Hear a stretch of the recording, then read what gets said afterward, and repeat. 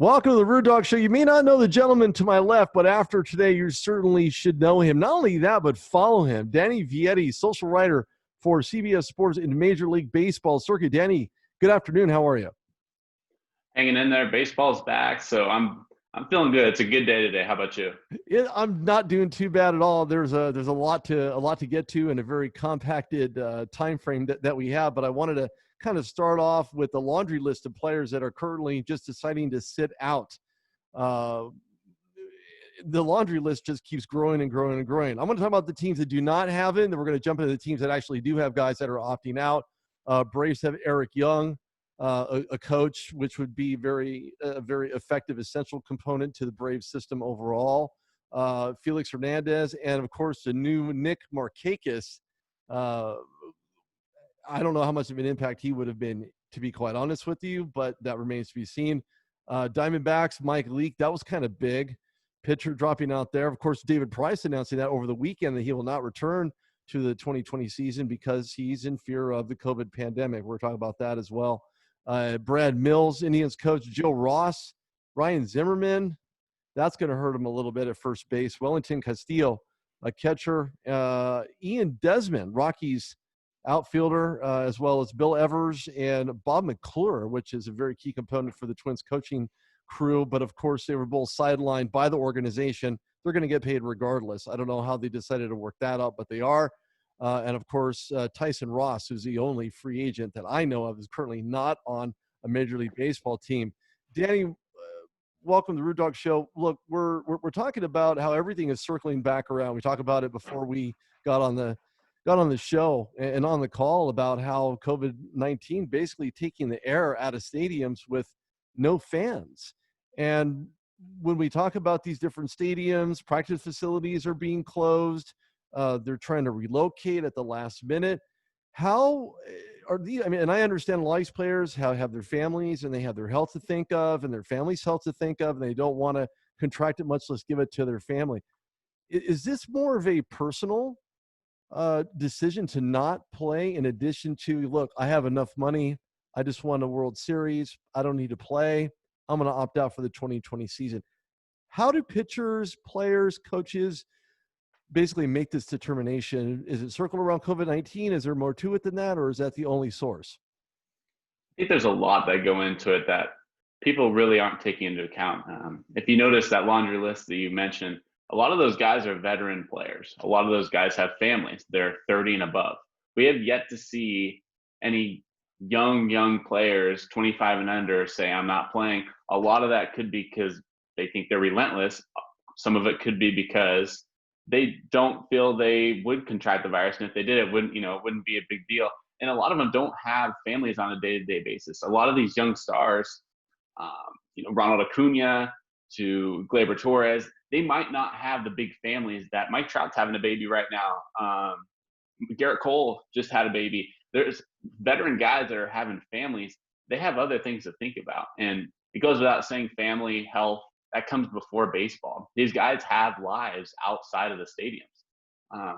There's a lot that's still to be determined. The Blue Jays haven't yet got guidance yet from their government whether they can have the regular season games at Rogers Center. They've given them acceptance to have their spring training in Rogers Center, but we still don't know if Toronto is going to be playing in Toronto this season, which is a strange thing.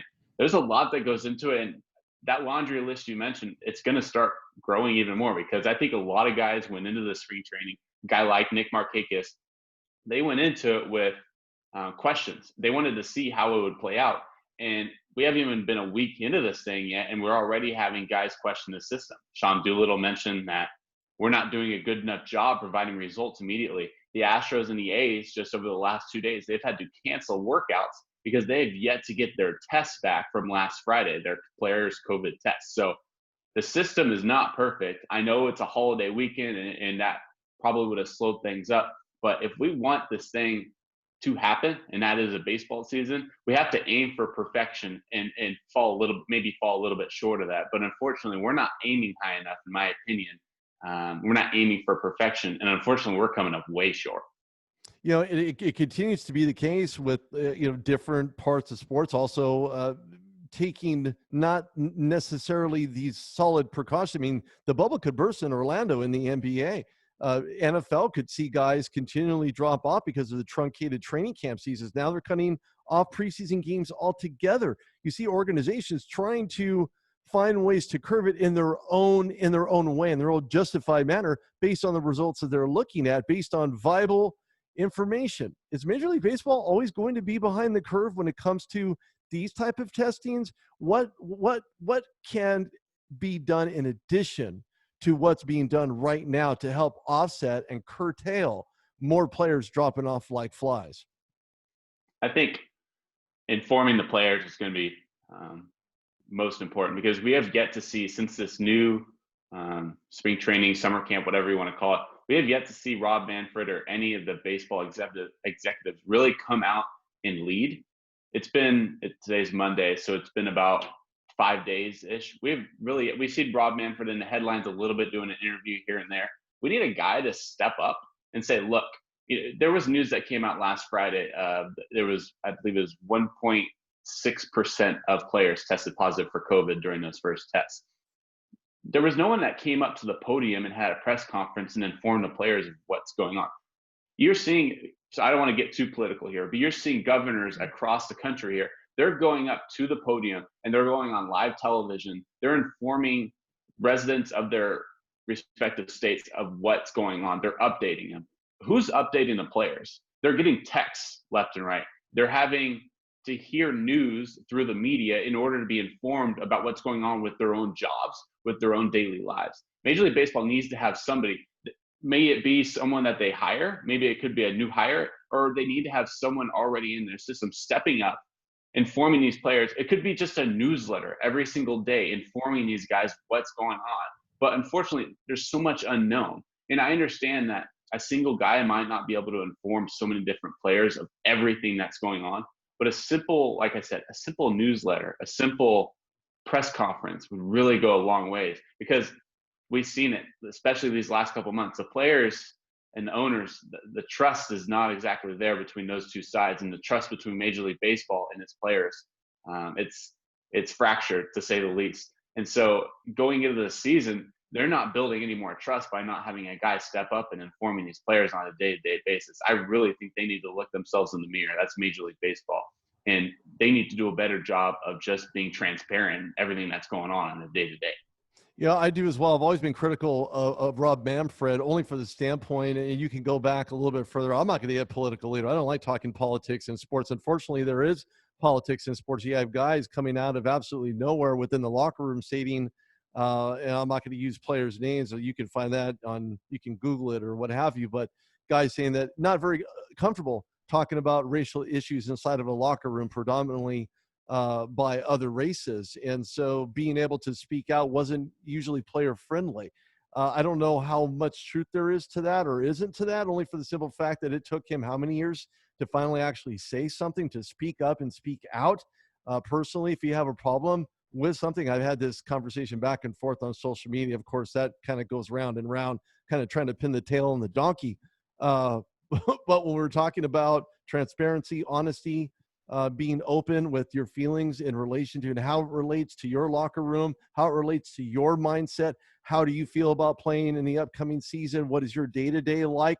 I've always been critical of Rob Manfred, only for the simple standpoint that during these negotiations to start this truncated Major League Baseball season, I hate to use that word redundantly, but it's completely accurate to what's going on right now and very effective, I might say, that Rob Manfred himself was not in direct contact with the NFL, with Major League Baseball PA.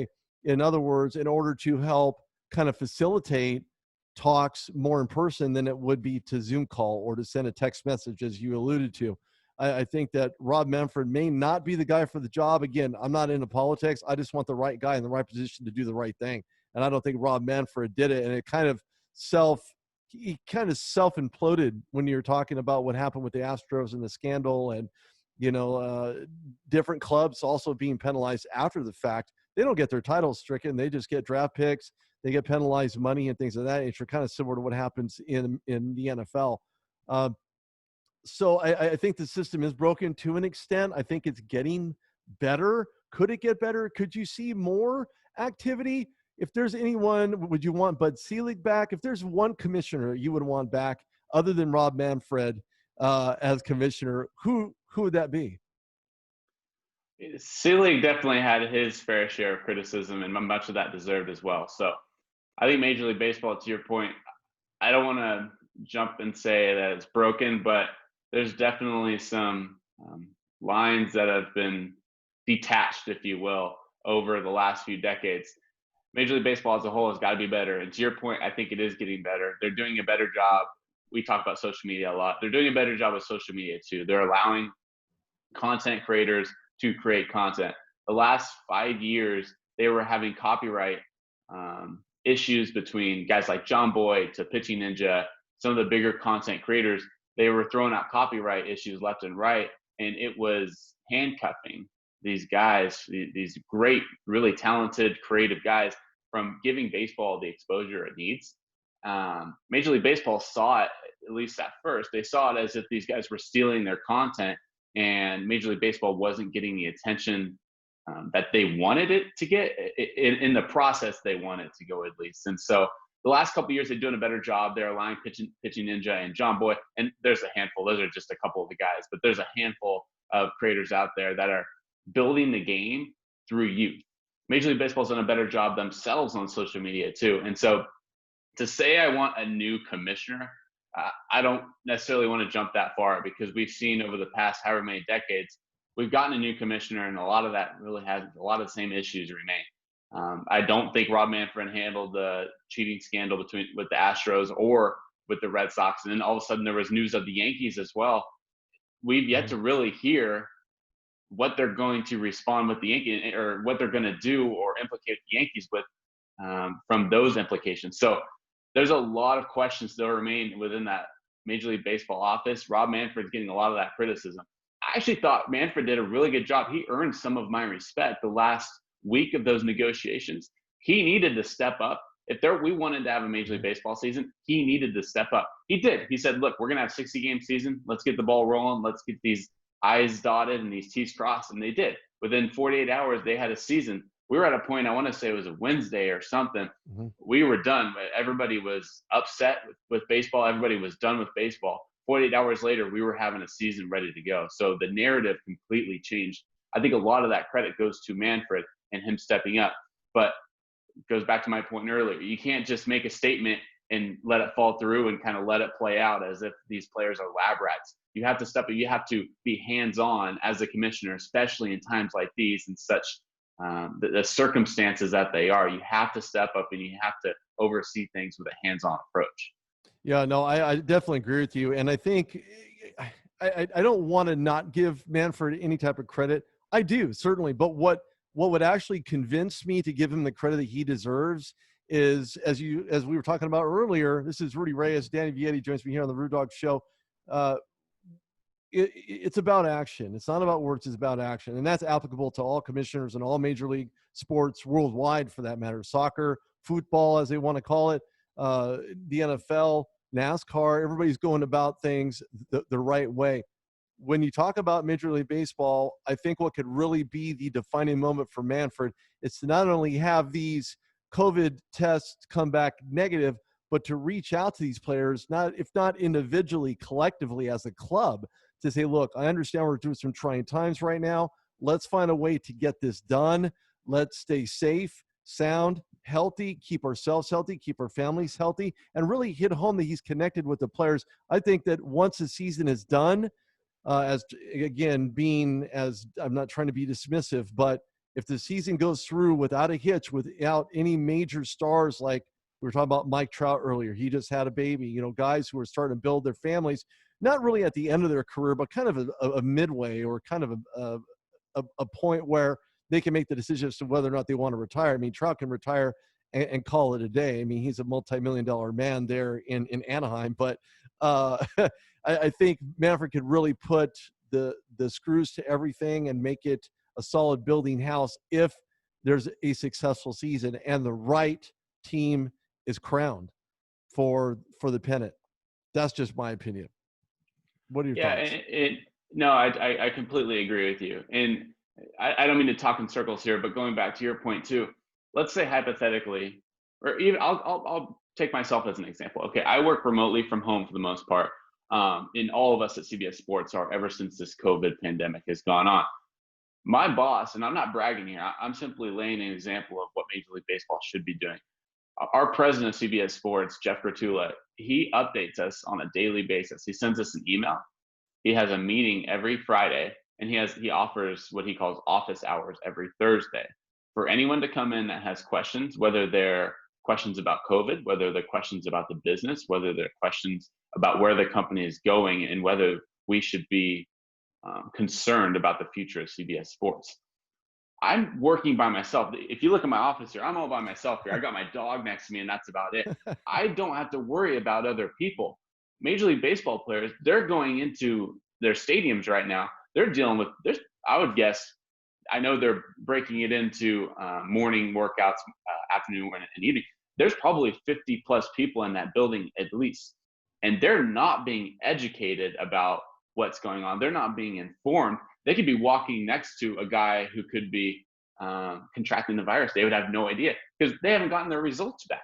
They don't, and even if they can't get the results, they need to at least let them know what's going on. They owe that to the players. If they expect them to be risking their health on a day-to-day basis, they owe it to the players to tell them whatever they know, even if it's barely nothing. Maybe they know one or two facts that they could share. They need to be sharing that on a day-to-day basis.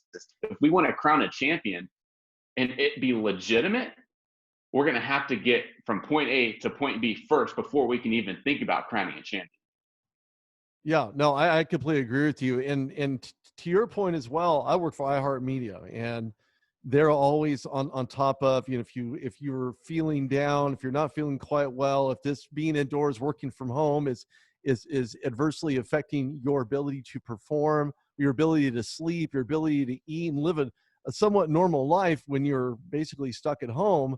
And I do all my stuff from home. I'm not in the studio. Predominantly, I do it out of Denver, Colorado. Well, I'm in California. So, it's constant contact. And I think that it proves to the point that if you get ahead of the curve by going about things in the right way, in the right manner, you can certainly find others and other organizations that are willing to do the same thing. And again, to your point, I think Major League Baseball could follow that type of dynamic that CBS Sports has, and lots of other companies do as well, not just sports entities or media entities in general. They're all finding their way to reach out to their employees and say, look, if you have a problem, if there's an issue, reach out to me, call me, email me, throw up a flare, send smoke signals, do something, let me know that you need help. And I think that the players themselves are starting to do that because they're becoming informed more so about what the progressions are, where we're at as a nation in relation to what the current total number is. I think it's over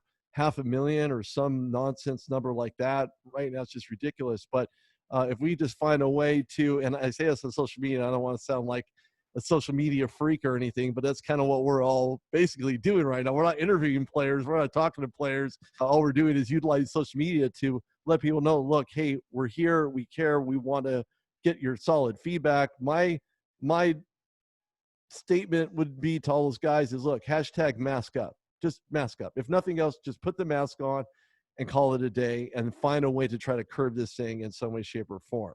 So that's about the message that I would have in relation to where we stand from not only a national standpoint, but Major League Baseball. Danny Vietti joins me here. He does fantastic things. Go throw him a follow. Danny Vietti, Vietti, on Twitter. He does a lot of great things for CBS Sports Major League Baseball circuit. Danny, thanks, man. I appreciate your time. I wish you the best. Keep you and your dog safe.